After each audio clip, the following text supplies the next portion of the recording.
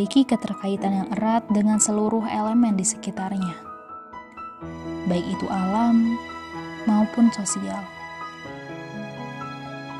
Manusia diharapkan untuk selalu mampu menjaga keseimbangan antara setiap unsur kehidupan.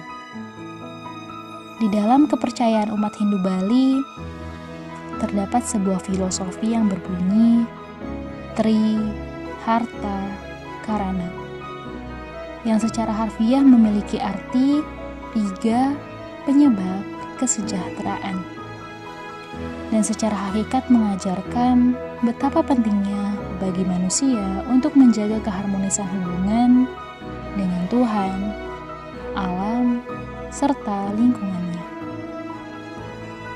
Di suatu area di tengah kota Bandung, seorang seniman berdarah Bali mengiblatkan seluruh karyanya kepada ketiga dasar kesejahteraan Tri Harta Karana.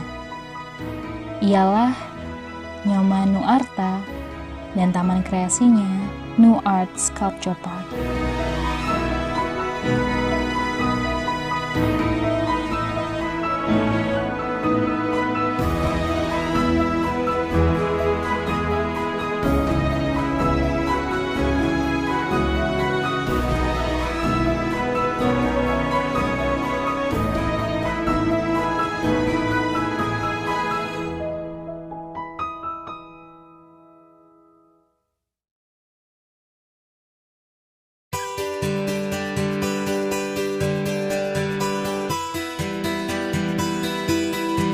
Nuart Sculpture Park, sebuah galeri seni patung yang berlokasi di Jalan Setraduta, Kota Bandung ini, memiliki area seluas 4 hektar.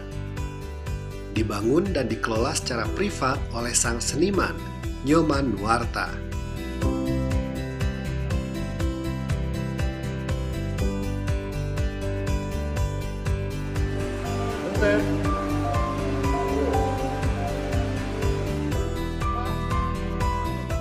Pada kesempatan kali ini, tur museum kami dipimpin oleh Bapak Agus Sudrajat, seorang edukator sekaligus General Manager dari Nuart Sculpture Park. Nah, ini Pak Nyoman Nuarta. Nah, ini Pak Nyoman Nuarta yang mempunyai kawasan tempat ini. Pak Nyoman? Ya, Pak Nyoman. Jadi beliau adalah seniman patung yang value-nya sebetulnya orang datang ke sini itu Pak Nyoman ingin menginspirasikan tentang seni, budaya, dan alam. Ya.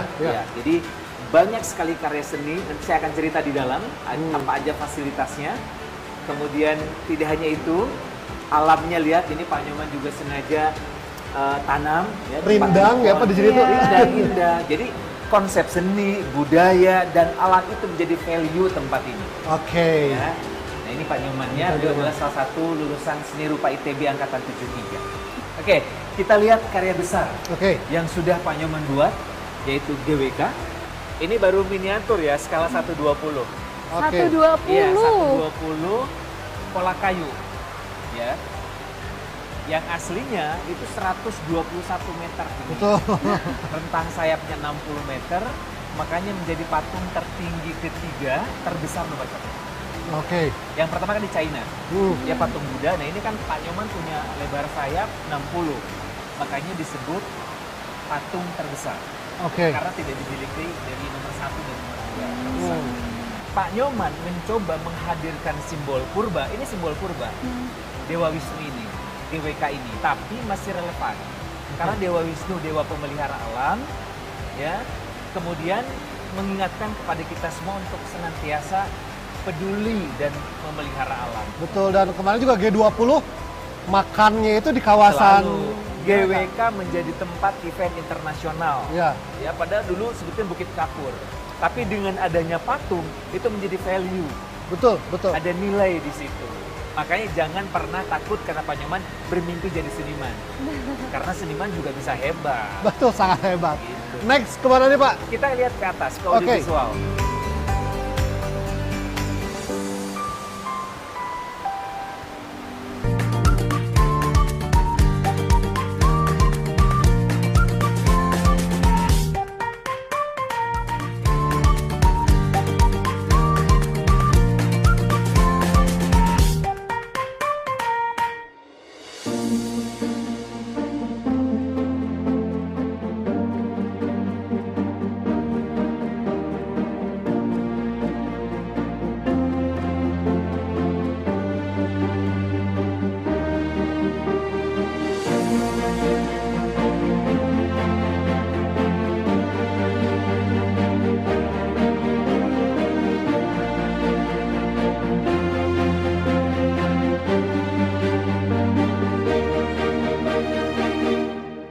kita di Indonesia waktu saya sekolah itu kan terasa nggak punya infrastruktur, ya, tidak ada infrastruktur seni rupa. Sedangkan kalau kita di Eropa, di kampung-kampung ya punya museum, punya galeri gitu kan. Ini kita bangsa sebesar ini kok nggak punya gitu. Tahu nggak Anda bahwa sumbangan kebudayaan itu besar sekali. Pariwisata sebelum COVID itu dapat 220-an triliun devisa. Coba diurai, pariwisata apa? Pariwisata budaya. 70% perkiraannya pariwisata budaya, berarti ada 150 T sumbangan dari pariwisata budaya. Ini yang perlu kita balikkan sekarang, bahwa bagaimana kebudayaan itu punya peran penting dalam ekonomi kita. Bukan dalam kebudayaan saja, dalam ekonomi. Karena dunia sekarang menghendaki wisata. Nah, seperti ini harus diceritakan kepada masyarakat rajin-rajin bahwa ini kebudayaan kamu nggak boleh hilang, itu kekayaan kamu, gitu loh. Kan kita lihat sekarang makin pudar kan, kebudayaan kita bukannya berkembang, makin pudar. Makanya saya membuat ini kurang lebih 40 tahun yang lalu ya, hampir 40 tahun yang lalu lah. Di sekolah dulu, itu kalau saya ditanya sama dosen saya, seandainya kalian dapat hadiah itu kalau saya 1 miliar loh zaman dulu tuh ya. 1 miliar tuh saya bilang, kalau ditanya sama anak-anak, oh saya beli mobil sport apalah gitu ya. Saya bilang saya mau bikin taman patung. Saya bilang, ketawa semua, ketawain saya itu bener. Jadi ya gitulah. Karena sesuatu rasanya nggak mungkin gitu. Ya tapi kalau kita perjuangkan jadi ya memang tidak sempurna.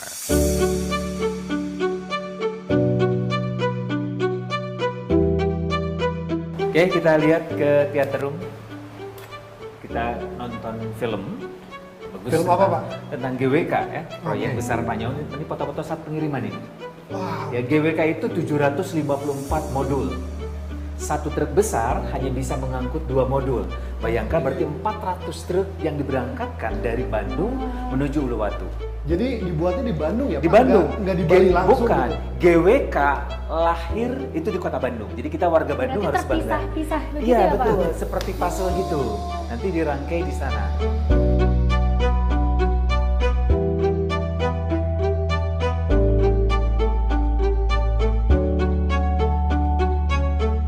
Oke, nah ini adalah audiovisual room kami. Nah, kapasitasnya 100 orang. Ya, nanti kita akan putarkan 4 film pendek. Ya, pertama tentang Nuar. Jadi kenapa Pak Nyoman membangun tempat ini, itu konsep seni budaya alam. Yang kedua, Pak Nyoman menggelorakan semangat mari kita mewujudkan masyarakat Indonesia mau sejahtera sesuai dengan cita-cita pendiri bangsa. Dan yang film yang ketiga itu GWK, Mahakarya, bagaimana proses pembuatan GWK sampai diresmikan oleh Presiden Joko Widodo saat itu. Kemudian terakhir ada film menarik Ibu Kota Nusantara, bagaimana perwujudan istana yang akan menjadi kebanggaan kita semua karena didesain oleh bangsa kita, Betul. dikerjakan oleh bangsa kita sendiri ya. Ya silakan cari tempat duduk, boleh di mana saja yang enak di atas. Siap, Bapak. Nanti kita putarkan. Oke. Di tengah nih kayaknya pas ya. Aja non tengah aja. Sini non. Wah,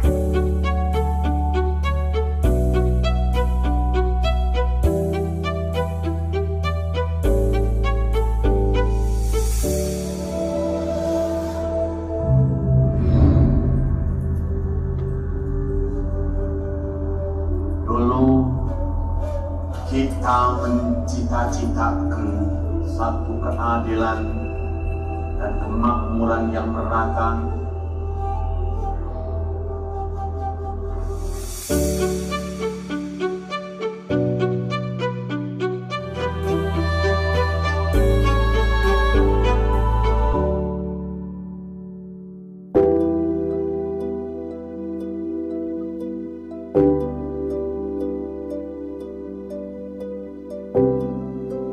UArt Sculpture Park menyimpan setidaknya 110 karya yang tersebar di setiap sudut bangunannya.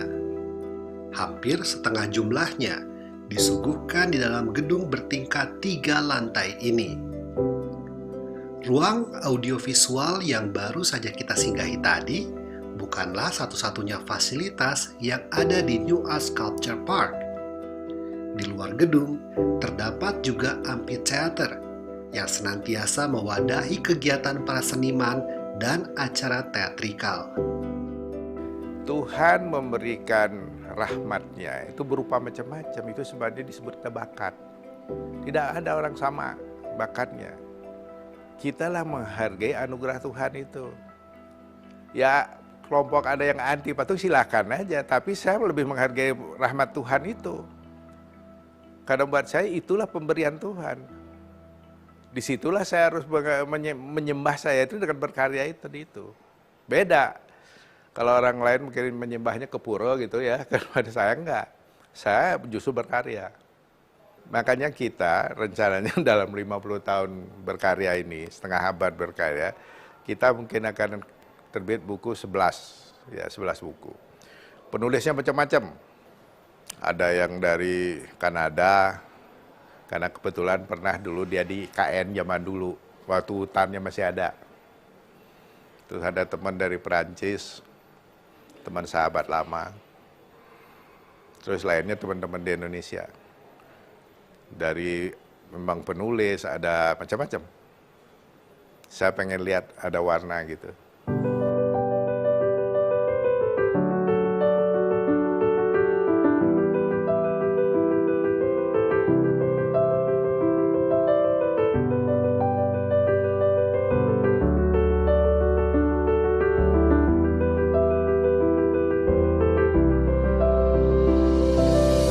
Kita lihat yang karya yang terinspirasi dari fenomena sosial di masyarakat, ya. Yang ini, Iya. ya, sempat viral. Sampai ada lagunya oplosan kan? Jadi 2 judulnya tahun Oplosan. 2 tahun yang lalu banyak generasi muda mati sia-sia karena minum yang nggak jelas. Ada energy drink, kemudian ada alkohol di mix ya. Kan tidak sedikit 7 orang meninggal, Betul. darah mana itu kan luar Sampai biasa. sekarang lah. Ya, nah, ini gambaran generasi muda. Nah, Pak Nyoman prihatin kalau generasi muda kita dibiarkan seperti ini, Indonesia mau jadi apa? Ya, jadi ini karya yang terinspirasi dari merespon kondisi sosial di masyarakat terkait itu tadi oplosan. Oplosan. Ya, tapi mudah-mudahan sekarang sudah mulai berkurang Iya. hal itu, gitu ya. Nah, ini bahannya masih terbuat dari resin. Gambaran ada yang masih minum. Tahun berapa berarti? Ini masih baru. Oh, masih baru. Jadi masih baru ya, karya dibuat. Ada yang sudah agak teler, ini sudah udah macam-macam itu gambaran generasi muda. Ya mudah-mudahan sekarang sudah tidak lagi terjadi. Iya. Kita lihat yang materi yang berbeda. Nah ini menarik nih. Ini Lamadam. Ini karya terbuat dari kawat per, coba. Iya, betul. Dililit. Itu luar biasa, Bagus. detail, bagus sekali. Ini sering mendapatkan penghargaan di Eropa, di Amerika. Dan belum ada kopinya sampai saat ini, masih satu nih karya ini. Ya, judulnya Lamadam. Jadi ceritanya dulu itu Pak Nyoman pernah ke Paris. Nah, pulang dari Paris, beliau menangkap 3 karakter wanita Paris pada umumnya. Ya, apa itu? Yang pertama, karena Paris pusat mode dunia, wanita di sana sangat fashionable. Dia kena raincoat, rok mini, high heels, kemudian bawa guguk lah ya. Jadi terkesan modis. Saya pikir pesannya sampai ya. Yang kedua, lihat tangan kanan. Dia pegang sigaret, pegang rokok. Itu adalah simbol perempuan modern katanya. Di mall, di kota-kota besar, perempuan merokok suatu hal yang biasa. Nah, karakter yang ketiga, perempuan Paris terkenal dengan sosok arogan, sosok yang angkuh. Makanya dilambangkan kepalanya mendongak ke atas. Nah, ini 3 karakter wanita Paris yang dituangkan dalam karya yang berjudul Lamadam. Lamadam. Ya, oke, kita lihat yang lain.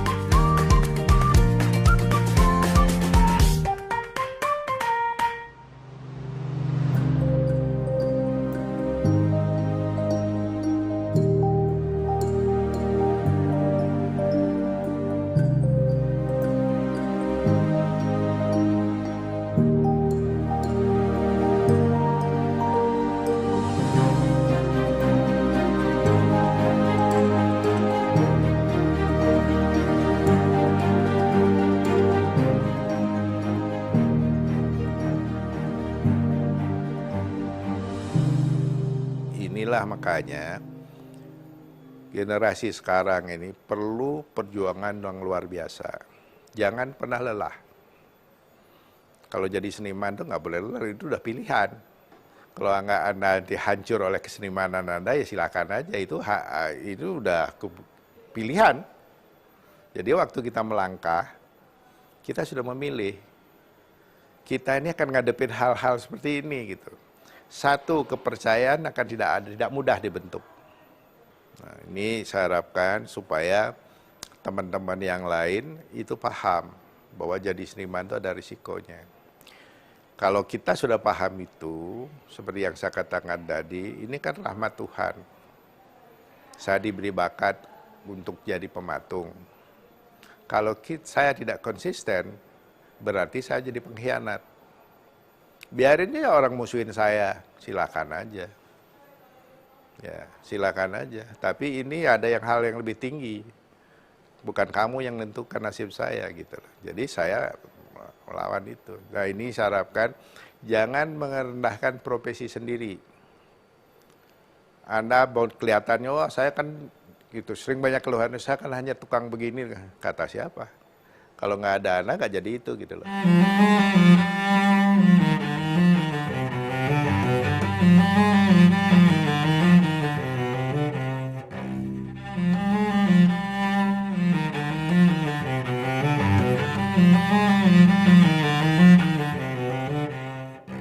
Oke, kita lihat karya-karya yang berada di lantai 1.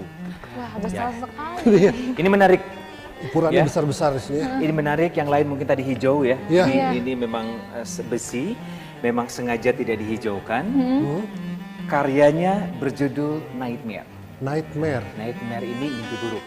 Oke. Ya, jadi inspirasi dari karya ini adalah ketika terjadi kerusuhan tahun 98 di Jakarta. Oke. Ya, 98 krisis moneter, Iya. mahasiswa menuntut Presiden Soeharto mundur. Betul.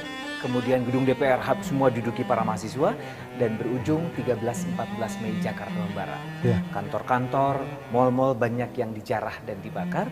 Nah, ini adalah salah satu korban kerusuhan pada saat itu. Nah, kenapa Pak Nyoman buatkan karya ini? Ya. Pak Nyoman tidak bermaksud mengingatkan sejarah buruk bagi keluarga korban, karena sampai saat ini pun 10.000 warga negara Indonesia tidak mau pulang ke Indonesia karena dianggap sebagai masih rawan, masih belum aman. Kita lihat banyak sekali perempuan yang dibunuh, diperkosa luar biasa, sadis sekali. Indonesia katanya berbudaya yang timur, yang sopan, saat itu sebagian sudah seperti mentalnya sudah rusak. Ya, jadi ini mengingatkan kepada kita semua bahwa kita punya sejarah buruk. Ya, jadi korban 98. Nah, pesannya apa? Pesan moralnya adalah setiap kerusuhan, setiap kejadian perempuan yang jadi korban. Padahal kita harus sadar kita semua orang jahat, orang baik lahir dari rahim perempuan. Betapa kita harus lebih menghormati perempuan. Ini karya yang terinspirasi dari kerusuhan Mei 98. Ini juga seperti terbelah-belah Ya, gitu memang ya, sengaja. Iya. Kalau kita lihat di beritanya, itu banyak perempuan yang dimutilasi. Tuh. Iya. Pak? Oh. Oh, jadi gambarannya memang koyak itu memang disengaja. Memang sengaja ini gambaran yang luar biasa sadis pada itu. Nah, kenapa tidak dihijaukan seperti karya yang lain? Karena gini, material yang digunakan harus mewakili ekspresi yang ingin disampaikan. Besi simbolnya karat. Ya kan, karat simbol kotor. Begitupun kejadian tahun 98 itu merupakan kejadian kotor bangsa ini. Makanya ini dibiarkan berkarat yang merupakan simbol dari pesan yang disampaikan. Yang kemudian yang kedua, supaya orang tahu bahwa ini terbuat dari besi. Karakter besi adalah berkarat. Ini karya yang berjudul Nightmare. Ini yang menarik juga nih. Ini ada figur ya.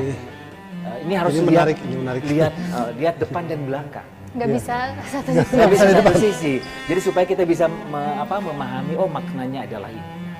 Judul karyanya adalah Durjana. Durjana ini sebenarnya negatif ya konotasinya. Nah, ini bercerita tentang Tuhan menciptakan manusia. Dan kepada setiap manusia diberikan dua energi, positif dan negatif. Semua manusia punya itu. Kenapa ada orang baik, kenapa ada orang jahat? Tinggal mana yang dominan. Dominan yang positif cenderung orang tersebut akan berperilaku baik. Tapi kalau dominan negatif pasti jahat. Iya. Yang membentuk dominannya itu adalah siapa? Lingkungan. Kita berada dalam lingkungan baik, kita akan ikut baik. Berada dalam lingkungan buruk yang tidak akan buruk juga. Nah, Pak Nyoman gambarkan, lihat tangan kiri. Dia pegang merpati, simbol persahabatan, perdamaian. Tapi lihat tangan kanan, dia pegang sebilah belati. Di belakang. Lihat Iya, belakangnya. di belati. Yang siap membunuh seseorang. Nah, ini karya berjudul Durjana. Kita lihat yang sebelah sini.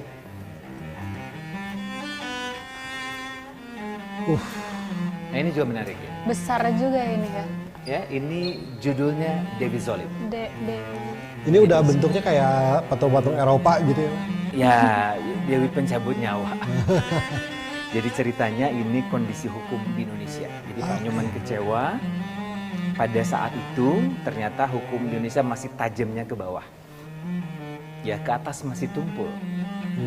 Kalau kondisi hukum di Indonesia dibiarkan seperti ini, bukan Dewi keberuntungan yang datang kepada kita, tapi Dewi Zolim yang akan menghancurkan orang-orang penegak hukum, tapi dia menyalahgunakan hukum itu.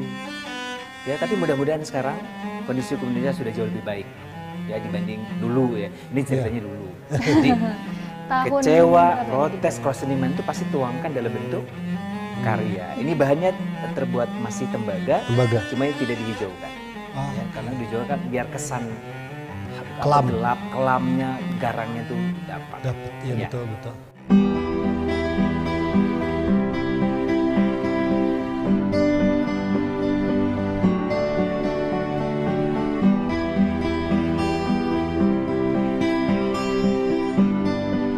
Ketika memperhatikan setiap karya patung di New Art Sculpture Park, kita akan sadar bahwasannya inspirasi utama Nyoman Nuarta selalu berkaitan dengan kehidupan pribadi individu, terutama karakter seorang perempuan.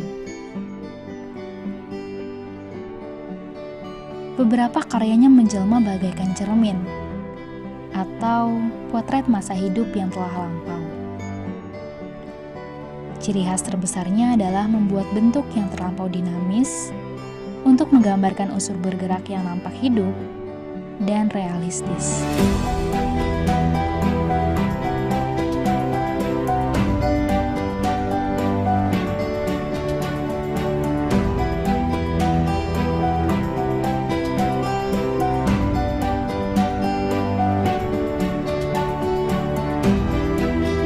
New Art Sculpture Park. Sesuai namanya.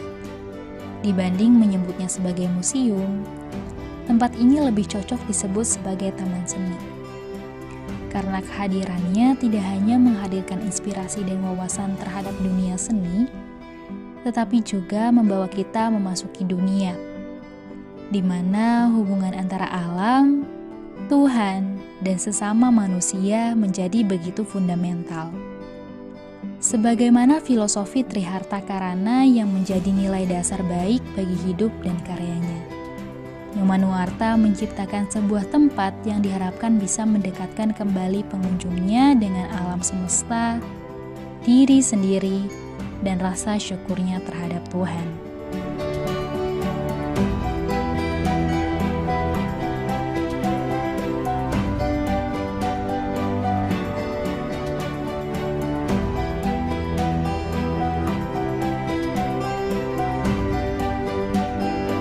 Menyusuri setiap karya yang ada di New Art Sculpture Park seolah menyaksikan kumpulan fragmen kehidupan. Berputar pada sebuah roll film besar yang menjelma menjadi taman luas dan gedung tinggi. Secara subtil, Nyoman Nuarta berhasil membubuhkan apresiasinya terhadap sejarah dan kekhawatirannya kepada isu sosial. Ucapan Edgar Degas yang menyatakan bahwa art is not what you see, but what you make others see, seolah beresonansi menembus setiap celah gedung Museum New Art Sculpture Park. Semua dihasilkan melalui sentuhan tangan dingin sang seniman, the artist Nyoman Nuarta.